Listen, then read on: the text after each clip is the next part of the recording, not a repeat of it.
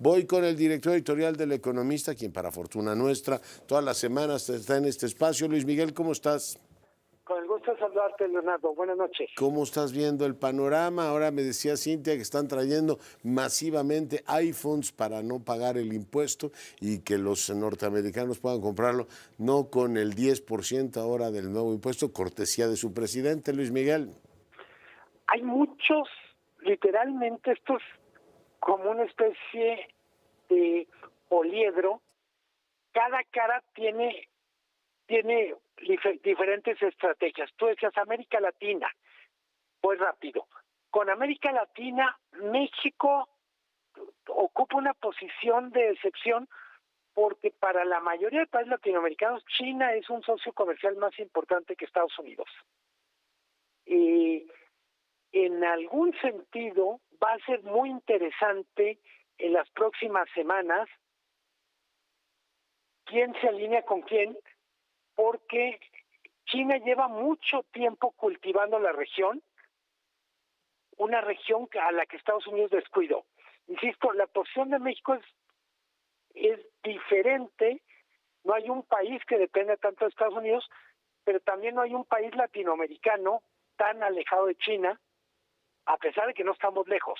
Gran punto, sí. Para muchos países sudamericanos, China es su primer socio comercial, empezando por Uruguay, Luis Miguel. Totalmente. Chile es un caso muy importante. China ha invertido mucho en minería y incluso en temas de infraestructura. El caso más reciente es Perú. Los grandes proyectos de infraestructura de Sudamérica con frecuencia tienen como protagonista capital chino. El puerto metro ese de Bogotá, que inauguraron, por ejemplo. Sí, claro, y el puerto este que inauguraron en Perú, ¿no? Que es gigantesco. Totalmente. Y para quienes tratan de ver esta literalmente guerra en la estratosfera entre China y Estados Unidos, muy probablemente el siguiente paso de China frente a este nuevo arancel de 50% que declara Trump, no sea por el lado de aranceles, sino en mercados financieros. Está muy fuerte a lo largo del día la versión de que China empezó a vender bonos de Estados Unidos, literalmente para abaratarlos. Y si ese fuera el caso, vamos a ver mucho más acción en mercados financieros. Para ponerlo en perspectiva, el mayor tenedor de bonos de Estados Unidos, de bonos del gobierno, es Japón, con un poquito más de 1 billón. El segundo tenedor más importante es China, con alrededor de 780 mil millones de dólares, que es poquito más de 3 veces las reservas del Banco de México en dólares. Cualquier cosita, ¿no?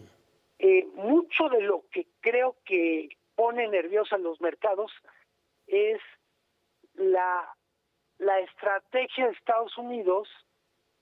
No parece tener una lógica de actuar, esperar, actuar, observar.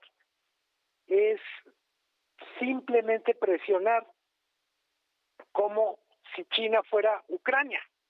Vamos a ver, con todo respeto a Ucrania, si China cede. Mi apuesta es China no va a ceder, pero va a usar herramientas que hasta ahora Estados Unidos no tenía en el radar. Insisto, si se confirma esto de que China está vendiendo bonos de Estados Unidos, pues hay que prepararnos. ¿Qué consecuencias tiene?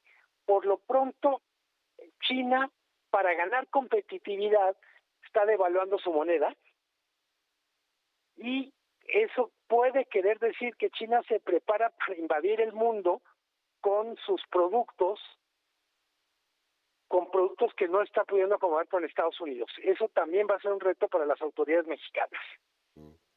Sí, van a llegar por todos lados y a precios tremendamente competitivos, Luis Miguel. Totalmente. Alguien diría, no solo son competitivos, sino incluyen subsidio o dumping.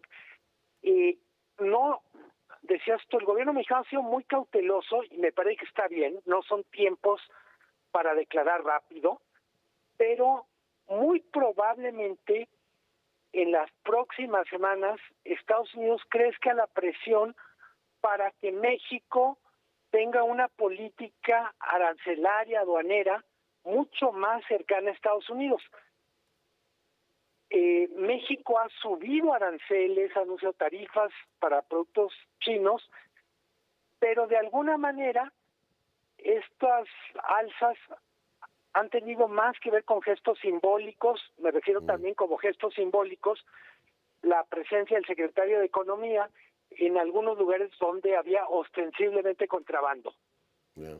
Sí, Probablemente tengamos que pasar de los símbolos a una especie de alianza en esta guerra comercial mucho más cerrada con nuestro principal socio comercial. Oye, muy buen análisis como siempre. ¿Qué hacemos con Canadá cuando dice yo no me puedo esconder, me estás poniendo aranceles, yo te tengo que hacer los recíprocos? ¿No nos pone muy alto el listón? Desde hace rato, Canadá está, digamos, coordinado y diferenciado de México. Tengo la impresión, Canadá vive otro momento, hay que recordarlo, está a punto de tener una elección. Un fin de mes, sí. Una parte de la estrategia de Canadá es electoral o preelectoral, no de gobierno.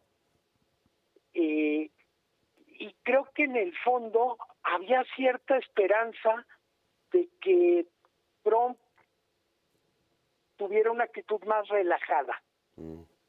La gran desesperación es, así como está siendo duro con China, está siendo poco solidario, me refiero a Estados Unidos, con los aliados. Mañana entran en vigor las tarifas compensatorias, hasta donde se sabe, ninguno de los países que en teoría negoció con Estados Unidos consiguió nada. Eran 50, antes de la entrada decían, en vigor. Sí, 50 habían negociado. Y bueno, pues dice que China no sabe por dónde empezar. Sigue el tema abierto de TikTok, ¿no? Totalmente. Y cuando decía que realmente el tema es muy jugoso, tiene esta parte morbosa del pleito ya en redes sociales entre Elon Musk y Peter Navarro. Los insultos me dan risa. Peter Navarro insulta a Musk diciéndole ensamblador de coches. Y le llamó imbécil, ¿o qué le dijo? Moron, que lo podemos traducir como tarado. El moron, que es como imbécil, pero con P, ¿no? Oye, lamentablemente me tengo que ir, mi querido director. Te mando un gran abrazo. Abrazo muy fuerte, Leonardo. Buenas noches. Dios, cuando un gringo te dice you moron, no te está diciendo que te ama. Pausa, volvemos.